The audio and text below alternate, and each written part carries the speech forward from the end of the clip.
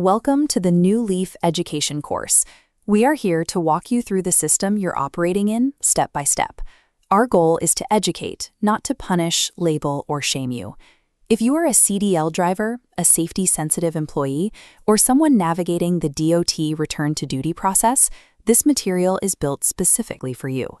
Before we dive in, we need to establish the boundaries of what this course actually does. Completing these modules does not replace an official substance abuse professional evaluation, and it does not replace a SAP recommendation. A course certificate on its own will not clear a violation, it will not change your clearinghouse status, and it cannot legally restore your CDL. You still have to follow the official return-to-duty process. What this course provides is the necessary educational foundation. It equips you to understand the strict federal safety framework you are working within, so you can navigate it successfully. Now let's look at your job. You work in a safety-sensitive role. This designation carries a strict regulatory and legal meaning that governs every shift you work. In a typical office or retail job, a bad decision might lead to lost paperwork, a missed deadline, or a frustrated customer. Those mistakes cost money and time, but they are generally recoverable. Safety-sensitive work operates on a completely different scale. The decisions you make, the equipment you operate, and your physical alertness dictate the physical survival of the people around you in real time. A split-second error here directly causes a crash, an environmental disaster, or a fatality. Because the consequences cannot be reversed, your work cannot be managed under standard workplace rules.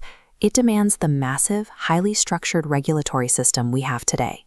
To understand why that specific system exists, we have to go back in time to the pre-federal testing era, a period before any cohesive national structure for drug and alcohol oversight existed. Employers had to rely on informal methods to monitor their crews. That usually meant leaning on supervisor guesswork, workplace rumors, or entirely subjective personal judgment. Accountability was almost entirely reactionary. Interventions in discipline typically only happened after something had already gone wrong and the physical damage was done. This environment created a massive blind spot. A worker removed from a job for a substance violation could simply apply with a new employer down the road, and that new company would have no way of knowing their prior safety record. Without a shared national standard, public safety was at the mercy of a highly fragmented, subjective, and vulnerable patchwork of local policies. This chaotic, unorganized environment created intense friction. On one side, workers and labor organizations raised valid concerns about personal privacy, fairness, and the risk of supervisors using testing to retaliate against employees. Those fears were entirely justified. A positive drug or alcohol test poses an immediate threat to a worker's income, their reputation, and lifelong career trajectory. On the opposing side were public safety advocates. They pointed to the stark reality that an impaired operator at the controls of a heavy vehicle or train can cause mass casualties before anyone has a chance to intervene. Neither argument could be ignored. The solution had to be a completely new national framework, forged directly out of this tension between protecting human life and ensuring fairness for the worker. That middle ground is the modern DOT testing system. It was engineered specifically to resolve the historical chaos we just looked at. This flowchart shows how the system closes the old public safety loophole.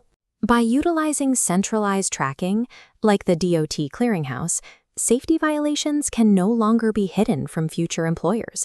At the same time, the system protects the worker from arbitrary discipline. Notice how strict federal laboratory standards and mandatory independent medical reviews act as a barrier, ensuring test results are scientifically verified before an employer can take action. So, before we move forward, take a moment to look at your own daily routine. What specifically makes your job safety sensitive?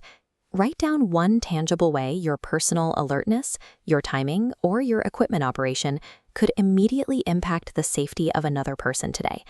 Internalizing the heavy weight of that responsibility is required before any of the individual rules make sense. In the next video, we will look at the actual legal timeline, starting with the creation of the Department of Transportation.